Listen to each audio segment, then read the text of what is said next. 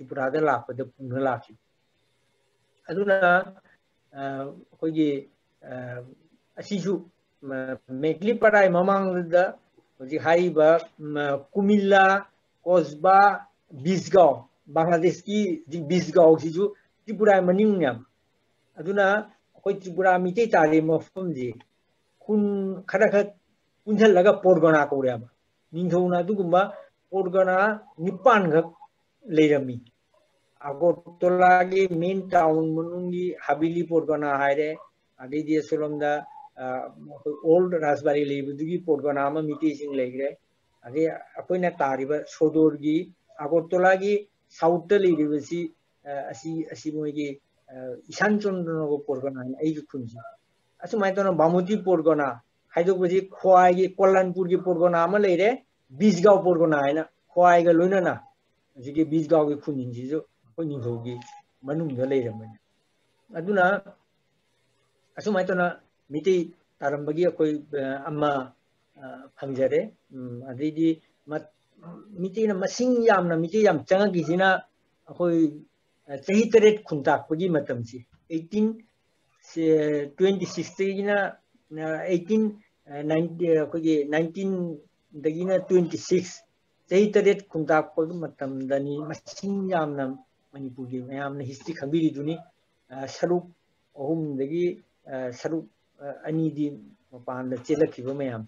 aduna Kasarda Assamda di Burma da khara moina phana pure adi chingda khara lotpa adi Bangladesh adi matamda kogi Assam order uchile yam aduna koi Manipuri settlement je loina Bangladesh jang pane silet tono laga asi di chang na Dharmanagor Kailasor Komolpur asi loi puno maksing je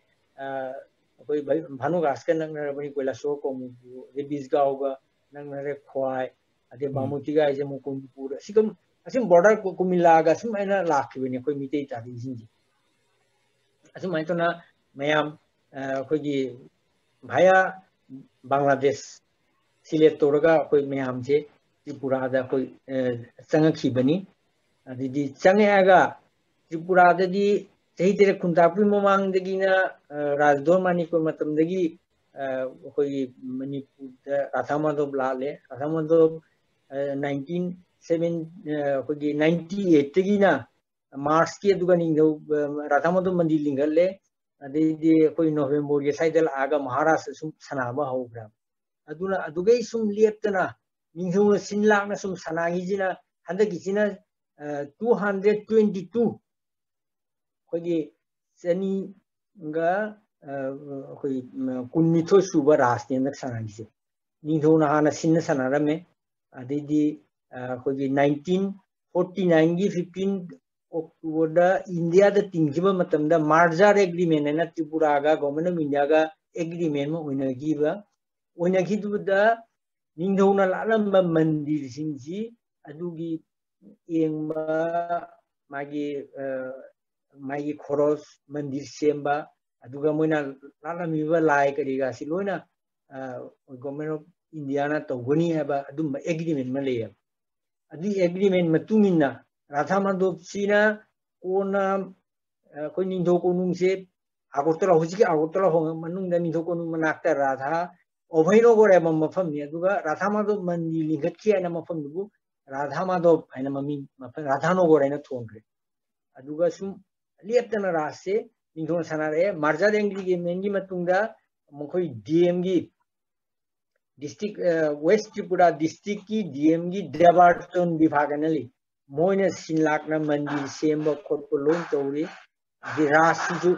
loina Debarton bibhagna sinlakna rase sanari bani adi plus adugi pradhan puruhit tha khudingi matam duge ningthona su bhata bira madu ade government mijana bhata biri huji pradhan purohit na tha khudingi lupa lising nipan tongmai purohit biri bani Radhamadov tanate pakhangba ji Radhaki Sur Manik ko Tripura ningthogi mai mama Rajeshwari Maharani na lingalamba mandini adusu magi fencing sema mandi panama moina loin tori ade magi puruhit to lising nipan ko no phangi अदे पुचिबा हजिक Agartala the लाइ हराउबा मणिपुर दिसु लांग लाइ हराउ जे पुचिबा इसु अदुसु माइगी पुरुसिंग fungi अदेदी Sachin कोर्ता गी ममाना लिंग निरुपमा देवी ना लिंग लमा मंदिर मा कोई धोल सुदले लेदी अदुगी पुरुसु अदुमाइना माइ भाता फंगी माइ मंदिर सु को मेना सी अदुमाइ तोना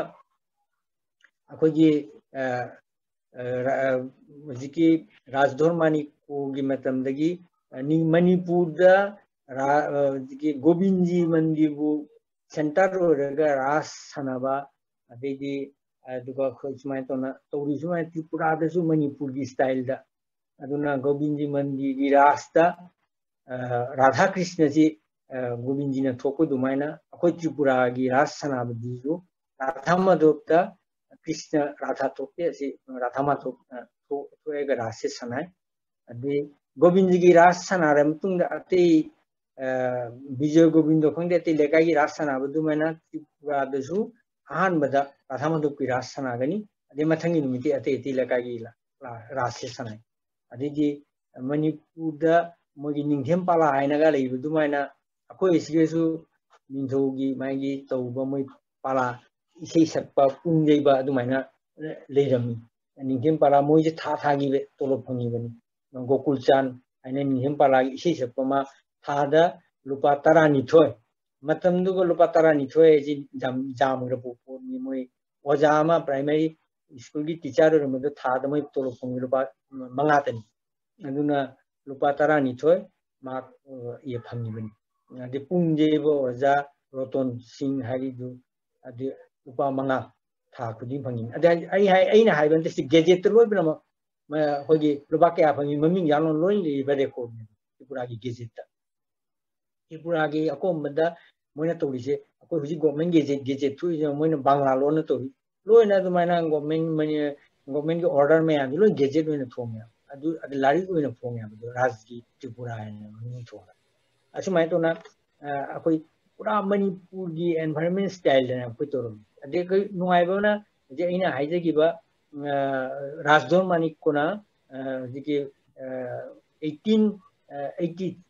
थीजगी माना निंथौ ओइरखिबजी अदुगा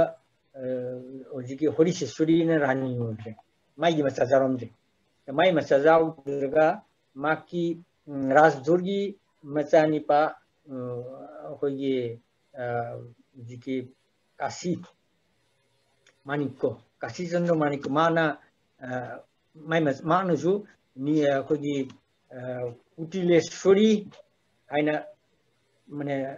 लोइना अतै जुगा महारानी मिति महारानी अहुम माना लोंगमी द कुटिलेश्वरी की मचा निपा जी कृष्ण अखोगी माना निंथौ ओइबि वाले रमनी अदुगा माकी मचानिबा काशी चंद्र आइदुगी मचानिपा कृष्ण जीबु निंथौ ओइलगा मचानिपा जिना जुबराज ओइबा अदु माना कोई हाना जुबराज ओइना लेइदबा सीगिबगी मरमना मानिंथौ ओइबा नंगिदे अदेदि कृष्ण किशोर मानिक को लागा कृष्ण किशोर मानिक को ना माना कोई असम की निंथौगी मचानुपी रत्नमाला है लुहोंग में तेखाव लेमा है खनी असम से तेखाव है बनिना अदुगा कोई मणिपुर द नुंगाइजिना रत्नमाला का लोइन रखिबा असमीज सिंजे अदुदी मणिपुर अदि मतमदा निंथौ कोनुंगदा मणिपुरी लोन कल्चर त्रिपुरा निंथौजिदी मरु ओइना मोय साक्तने अब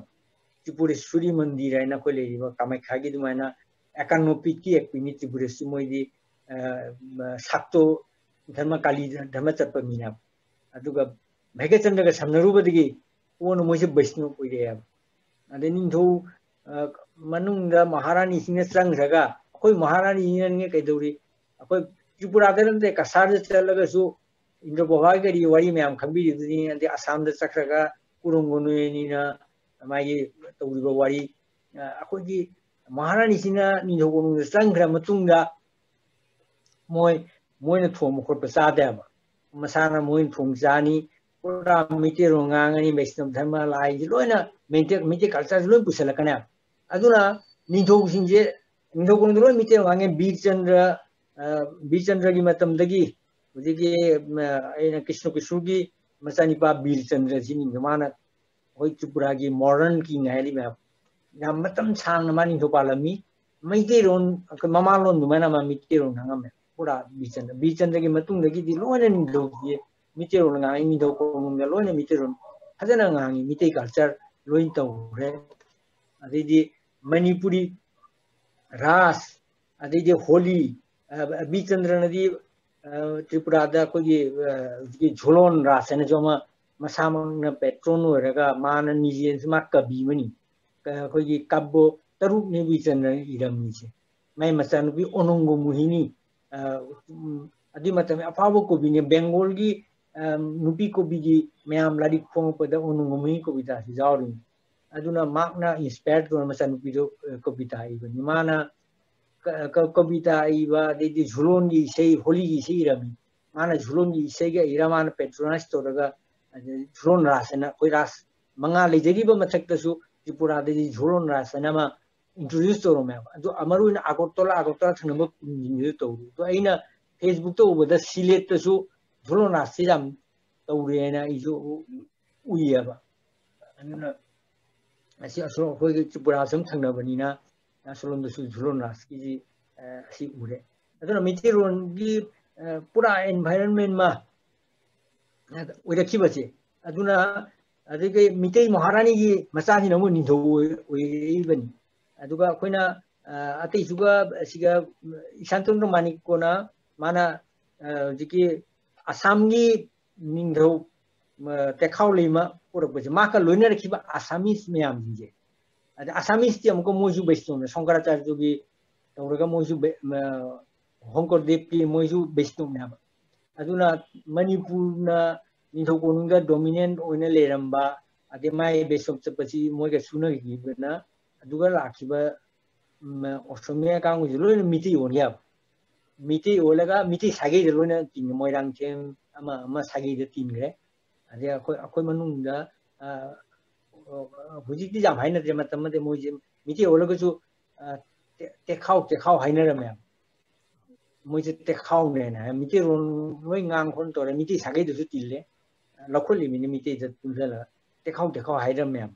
ने हुजिति अदु थिगा नखि ज पुरा मिति ओन ग्रजि कोगी कोई माना लालंबा काला चानाइना लाई कोई बाल कृष्णन अंगाम कृष्ण की लालंबा लाई हुजि राधा माधव मंदिर दे ले मुक्ता बोलिना तोमा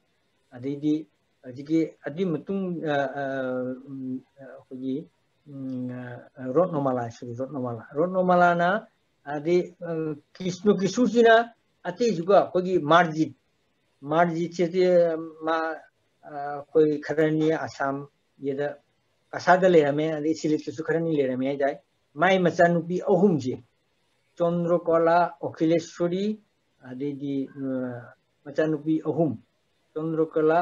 अखिलेश्वरी अदि बिधुकला असि अहुम जी मा लुहोंगमी अदु नतनसु अइना हाइजे पात्रानी मोय लुहोंगना लौबा रानी निंधौ सिजा हाप कांगु जिंजु महारानी आय अदु नतबा सुम लौबा कयामा ले मोयना रानी आयना हागे मोयदि अखोगी पात्रानी की मचा नते मोयना मचा जिंजुना को निंधौ बजाते कोर्ता हायरे खनि मोय मचा जि अदि माना अहल लोरप मतमदा मागी चाका थोंबिबा अखोगी बामोन नुपी अमा पूर्ण कला आयना कृष्ण किशुना पूर्ण कला माई चाक थोंबी नुपी से लौरगा खेतीना बामोन नुपी लौबा जे मतम दुगा जामना लान बजामना शास्त्रन जादबा ये थबोकमनी माना सि लौरगा अखोगी मागी ओल्ड आगरतला निथोकोंगि मास्टर पुसनरगा हुजिकी अखोगी न्यू आगरतला हुजी ओरिजे अदु मतमदा असि ज्वालाभूमि माने इसिंग पात कुम ओइना लेरमे कृष्ण कुसिना आगरतला हुजिकी मफम जिदा लायागा माना कोई उचेका करिगा सिका तोबा लापदा मफम जिन नुंगायना मा लागा हुजिकी पूर्ण कलासी लौरा मतुंगदा माना निथोकोंगदि पुसननद्रगा अजे अखोइना लेदिबा धोलेश्वराइजे अखोगी दिलीप लेदिबदुगी खरंग चथरगा मंत्री कामिनी कुमार अवार्ड ने भी कामिनी सी निथौगी मंत्री और में अनी सुबह मंत्री नी माना लीबा मोय जुम्मा मसीदा मापू जुंगा सारगा मनाय मसिन तोना थमगीबा अदुना अगरतला फर्स्ट सेटलमेंट से मिटीना अहान ताबा होनी अदि माकलोगे मिटी म्याम तारे अदि सुम मयाम ताकलना कोई चंद्रपुर अदि धोलेश्वर हाइबा अदि कोई बोनोमालीपुर हाइबा मफम जिलोइना मिटी तारखी बनाब मसीगी वारी मा कोइना उबा फंगी अदुगा अदि मतुंगदा जिकी माकी ईशान कृष्ण किशोरगी मचानिपा ईशान चंद्र मानिक को मार्क्सु अजी मुक्ताबोली अमसुंग जातिश्वरी ना मुक्ताबोली जिना बिजगावगी ना मासे मोइरांगथेमगी निंगोनी अदुना माना मोइजे मणिपुरदा अखोई त्रिपुरादा बांग्लादेश लाइबसी अयाम्बा इम्फाल वैली मीटिंग दनेबा मोइरांगी से जाउदेबा मोइरांगथेम सागै जे वालेबा ते मोइसी कदिगुम्बा मतमना मोइरांगदगी तौरगा बांग्लादेश ता लागजानी अदे मुक्ताबोली लुओंग मतन जामना प्रोमिनेंट लेबा मोइ मीनी माना बिजगावदगी मुक्ताबोली लुहोंगेगा अदेदी माकी मबुंग जिजु अखोई धोलेश्वर लाना सेटलमेंट होई लेरे अदे हजिकी मुक्ताबोली मबुंगी मचानिपा अजा बाबुनी त्रिपुरादा नॉर्थ संकीर्तन जगोय हौदोपुगी अचो अजामनी अजा बाबुनी अदेदी अखोई नित्यायपा स्नायना मणिपुरदगी लाकपा नित्यायपा स्नादी त्रिपुरादा तसु नते आसाम नसु मणिपुरी जगोय संदोकदा सोबा थोदांग लरोमे हाय भानुगा आश्रमदा लामरा ये दुजी हाय नमदे आसाम दा आउटसाइड मणिपुरदा मणिपुरी जगोय संदोकदा नित्यायपा स्ना माने जितेन आर राजकुमार जितेन जो हाय माय मिंसे मोय अनि से जिकी नोबो कुमार ठाकुर एनागा बुद्धिमंत करिया मयाम थोलकिबो ओजाजिंगी मोगी सिसंतनी जे हायबा ओजा बाबुनी नित्यायपा स्ना मोगी से अदुना अखोई राधा कृष्ण मंत्री ओरे मतुंगा कइदोरे हुजिकी अदुगा कन्ना इनबनीना भानुमती की ग्रुप का राजेश्वरी ग्रुप इनबसिगा राजेश्वरी ग्रुप से राधा कृष्ण मंत्री ओरबसिगा माना हुजिकी भानुमती की माई मबुंग नीलोध्वज कोक्साक सनाइबा मंत्री से मंत्री की ऊपर त्रिपुरा मणिपुरी रास झुलोन होली मयाम सी तौनबी येंगबगी माउंदा दायित्व पीबा अदुगा मंत्री फम लौथोकदबनिया मोगी राजगीर त्रिपुरादा लेरिबनियाबा ममांगी चही खरसिदा मणिपुरी फेस्टिवल सिंगे फजना पांगथोक्त्रे अदुना असिगी पांगथोक्तबसिगी मोइना फजना तौदबगी मरमना मापु मंत्री फमदगी लौथोए आइना मंत्री फमदगी लौथोक्याबा जिगी कोक्साउ सना मागी मामा लक्ष्मण सिंहदा असिगी फेस्टिवल पाननबगी तमक मावंदा दायित्व पीरे आइना मोगी ऑर्डर थुई मैम असिगी मो इनो इंजिन तौनरिबसि अदेदी अदे रविंद्रनाथ लाकपा मतमदा असिगी मणिपुरी दगी मोय साक्तो चलम मजिंगे माना पूरा बिचंदगी पूरा वैष्णव बोनग्रा माय कविता ओइना वैष्णव येदा झुलोनी से इरमे होली से इरमे अदेदी होली फेस्टिवल से त्रिपुरा मिते दगी येंगा मिते होली सनाबदी येंगा इंदोकोनुंगा होली फेस्टिवल तौरे रविंद्रनाथ लाकपा मतम जिजु अखोगी फर्स्ट लाखिबसे अखोगी 1900 माना लाखिबसी होली की मतमदने अदुना अखोई मणिपुरी होली जगोय नमापो रिसीव तौखिबने अदे माना अदि मतुंगा तरे लाखिबजीगा त्रिपुरादा बसंत माने होली में हम सनाबजी उबजी असिगी आइडिया दि पुहरगनि माना शांति निकेतनदा बसंत उत्सव आइना तौरुजी त्रिपुरादगी होली फेस्टिवल येंगिबदिनाबा अदे त्रिपुरा निंगमगमो होली फेस्टिवल तौरिजे बसंत उत्सव तौरिजेना मैतीदगी येंगगा तौरिने अदुना अखोई जिकी डॉक्टर दामना त्रिपुरा के ऐतिहासिक होइबा माना Bichan Rajasi Vegatan English in like me, Domana High Tripuragi, Magi culture, Jagoi, Hire the Karamana, the Manipuri Jagos in the Kaman, Maruna, Posita, Kalam, Adidi Amana, High Diva, Tripurada, in an Indian the Ninto in a Sira Matunga, Mogi Matungina, lies for Nokona Torago. Miteki ton sakana ben yosi matung adedi Birendro ki suna ningho hamba matam dugo moi festival misilo ni thoi dong mamanga akogi adi sobile je miteki ton koye jelana pung sei ana mitei je kona hana salaga adi kono misil du salinya adedi na hujik last king ki bikrom lekhi matung du tik magi ekdam siba nu miteki puthokpa Asiba Putopatagi Mite Kiton Tobuduna Magi Zigi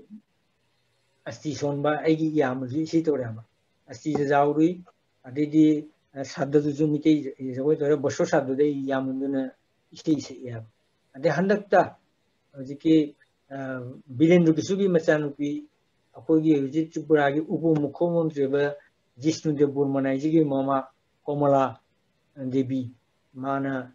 Lehi Zeba Matunze, a Sigi Soratsu, Miteki Tonsana, say, my Soratu Zauri. Wuzifazi tradition, the Motamia. Naduna, see Krishnoki Surgi, Matanga, Aquena,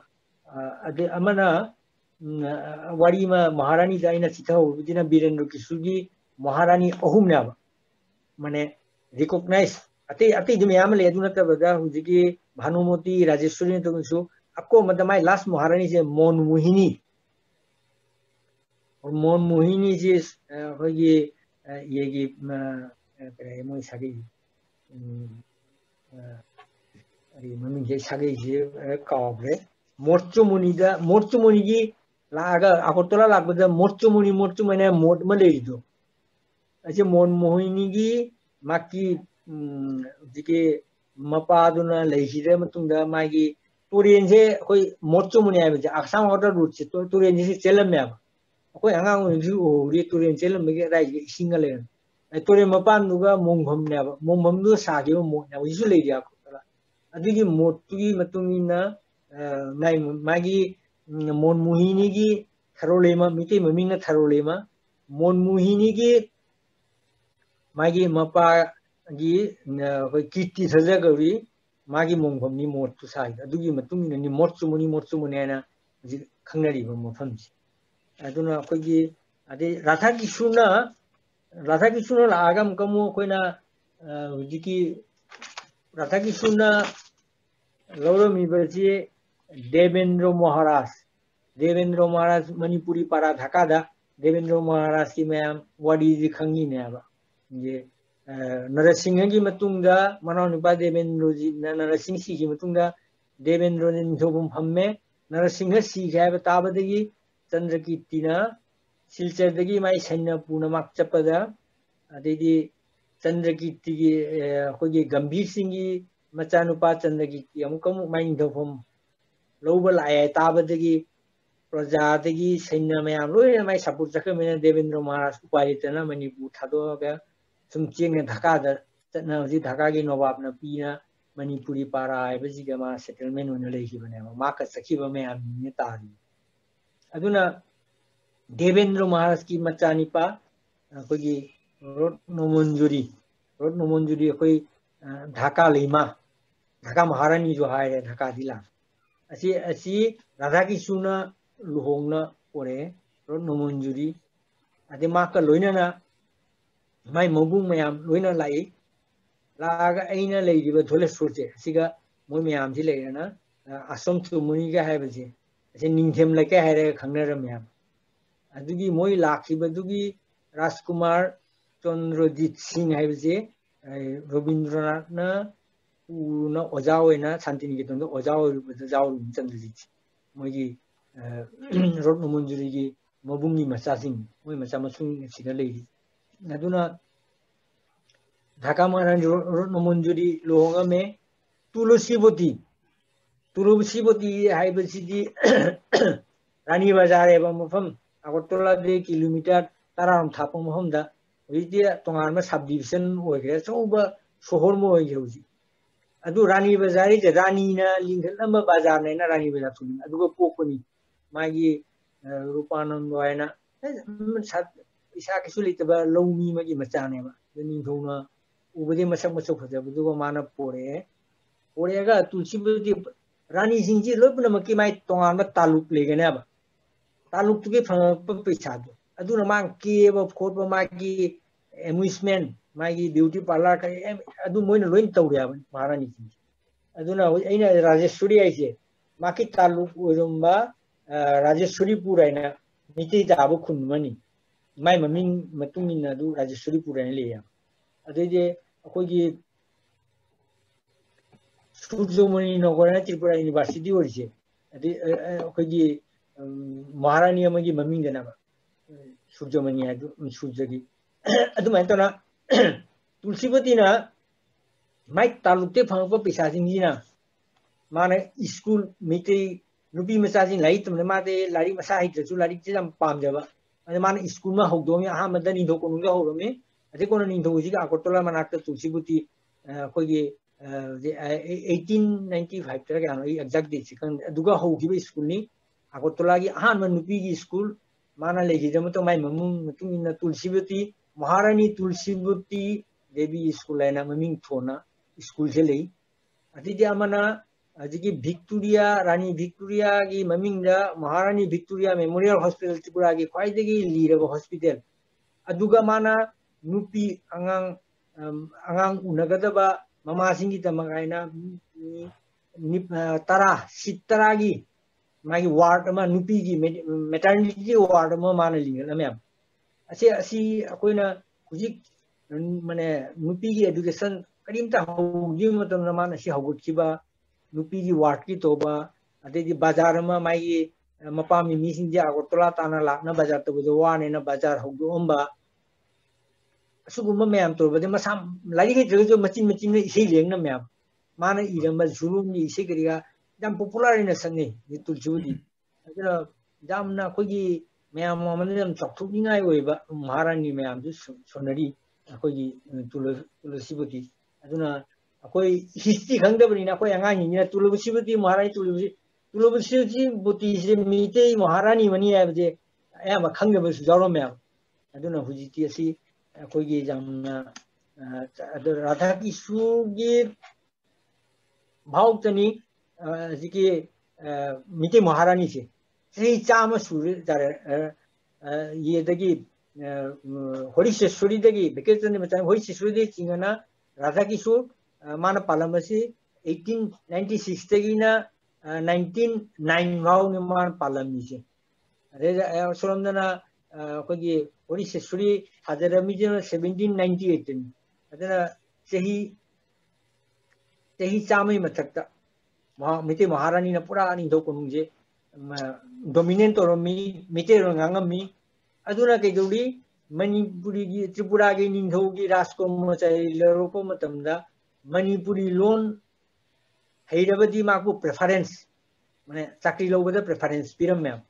aduna ayamba non Manipuri sinja miteron tamami aduna akoina uba fangi ahanba Manipuri lari gi baje loina miteron tamna bagi lari ne ba kogi koi minute kun chakra bajalo minute kun chakra bayi wadi sibo khara minute kun dikh raha hai le hoja minute kun lal ra to और Thai जिमा आई समझ लगे सी वडी जे लोरे I listen लगे आई रानी सिंह की वडी सी के तौरगा लिसन जरे इना असिना राधा की सुना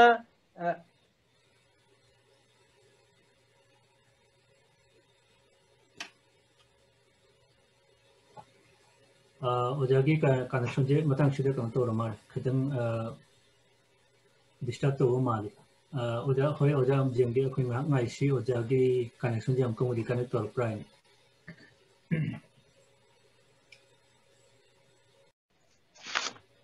होय ओजा ओजाना मशागी सेटलमेंट त्रिपुरा द मिटे सेटलमेंट की कन पुआरिशिप मतंग शिदना ओजाना लिबिरे अखुई ꯑꯩꯈꯣꯏꯒꯤ ꯃꯇꯝꯁꯨ ꯈꯤꯇꯪ ꯆꯪꯁꯜꯂꯦ ꯍꯥꯏꯇꯥꯔꯦ ꯑꯗꯨꯅ ꯃꯊꯪꯒꯤ ꯑꯩꯈꯣꯏ ꯁꯥꯍꯤꯇ꯭ꯌꯒꯤ ꯃꯇꯥꯡꯗꯁꯨ ꯈꯔ ꯆꯠꯊꯁꯤ ꯑꯩꯈꯣꯏꯒꯤ ꯀꯩꯅꯣꯒꯤ ꯋꯥꯍꯪ ꯄꯥꯎꯈꯨꯝꯒꯤ ꯇꯥꯡꯀꯛ ꯑꯃꯁꯨ ꯂꯩꯔꯤ ꯑꯣꯖꯥꯗꯒꯤ ꯈꯪꯅꯤꯡꯕ ꯈꯔꯁꯨ ꯂꯩꯔꯤ ꯑꯩꯈꯣꯏꯅ ꯑꯗꯨꯗꯤ ꯍꯣꯏ ꯑꯣꯖꯥꯒꯤ ꯃꯇꯥꯡꯁꯦ ꯇꯥꯡꯀꯛꯁꯤꯃ ꯑꯣꯖꯥ ꯍꯥꯏꯕꯤꯌꯨ ꯑꯁꯤꯒ ꯑꯩꯅ ꯍꯧꯖꯤꯛꯀꯤ ꯑꯩ ꯋꯥꯔꯤꯁꯦ ꯑꯇꯩ ꯃꯤꯅꯤꯠ 2-3ꯗ ꯂꯣꯏꯁꯤꯟꯖꯔꯒꯦ ꯑꯩꯅ ꯍꯦꯜꯂꯣ ꯍꯣꯏ ꯑꯣꯖꯥ ꯇꯥꯔꯦ ꯑꯣꯖꯥ ꯑꯩꯅ ꯍꯥꯏꯖꯈꯤꯕꯗꯣ ꯑꯩꯈꯣꯏꯒꯤ ꯃꯅꯤꯄꯨꯔꯤ स्कूल हौदोखिबा असुमेन तौबसिना कोइना कोना रिपोर्ट कोइना उबै वारनी मणिपुरी स्टूडेंट जिंग जे टोटल स्टूडेंट की मनुंगदा मणिपुरी स्टूडेंट की रेशियो जाम फजना लेरमी अते ख्वाइदगी नुवाइदी स्कूल नुपी स्कूल मरी हक लेबसे नुपी स्कूल मरी की मनुंगदा 64 स्टूडेंट लेबजे 64 मक मिते स्टूडेंट ओरम अदुना ब्रिटिश की मोई रिपोर्ट हाइरिबा मिते जिंजिना मचानुपी सिंजु लारिक तमहनबगी जाम थवाइदर मोई थाय जामना इंटरेस्ट लौरे ना रिपोर्ट खो फंगी अदुना अखोइना राधा किशोरगी मतुंग देदी नेपाल दगी महारानी सिंह लाखवा होरे तै अदुगा अखोई इमासी बिनोदिनी की चंद्र चुराचांद महाराज इमुंग आइबा लारिक तुगा माना पलमी मागी मचे इबे मची लुहोंगनबगी लास्ट किंग त्रिपुरागी लास्ट किंग बीरेंद्र किशुना लुहोंगनबगी तमक होगिदी जिकी रत्न मंजूरीगी मसूजिंग तारे माना बीरेंद्र किशुगी तमक बीर विक्रम की तमक बीरेंद्र किशोर जी रत्न मंजूरीगी मचानी माइदी मसू बीर विक्रम मौ हाइबा लामजिगा चुराचानसु मौजी पीनाइना तौरगा कोनदी बीर विक्रम से यूरोप अमेरिका कोरना मलेशिया जिंगा तिनरुना मांगे हाइना माइ लुहोंग बदु काइही हाय कोना जिकी शिलोंगदा इमासी बिनोदिने लाइक तमी मतमदुदा बीरेंद्र किशोरगा मोय निमंत्रण निथोगी निमंत्रण फमना सक्चाबिनम मतमदा बीर विक्रम ना हाय मितेरोना जी नंग आइगा फमना सक्चाबिन दुरीसे मांगोइद्रायना मतमदुगा मासे मांगी हायना मलेशिया तिनरुई मांगी हायना मचे मसक जाम फजरमी हाय अदु लुहोंग पिरखिदबदन सितबुजे मांगोइद्रा अदु नत्रगदी बीरेंद्र किशोर बीर विक्रम जु इमासी बिनोदिनी दी मचे जे लोना महारानी ओबिगी वाले रमनी अदुना अइना हाइजगिबदो सरकार की थबक लोबदा मितेरोन हैरबदी प्रेफरेंस फंगी हाइदुनबु मितेरोन तमनरमी अदुना अखोइना जिगी 1916 दा अहानबा मणिपुरी लारिक त्रिपुरादा फोंबसे मणिपुरी उकुकी भाषा शिक्षा सहज उपायबा लारिक ब्रह्मजगोपाल सिंह ने इरमे मथंग लागा 1939 दा जिकी ओजा कैसेलापम चंद्र कुमार ना मिट्टी लोन है ना लाड़ी चंद्र कुमार जी बिजगांव की गोबर खिलागे नी कोना ख्वाइदा लांग ले युजे कोई ख्वाई मी त्रिपुरा की मी ओइरे अदो मान आहान बा कोई साहित्य की लाड़ी मर्त की परिजा ले रंग या कुछ 19 कोई 55 ता मान इबनी अदुना साइ चैप्टर जी बाव नसी ओइना दे थमजरगे मथंगी नेक्स्ट चैप्टर दा साहित्य की वारी से लाक्चरगे साइड होय ओजा क्वेश्चन हंगना इंटरेक्शन होय ओजा कनो की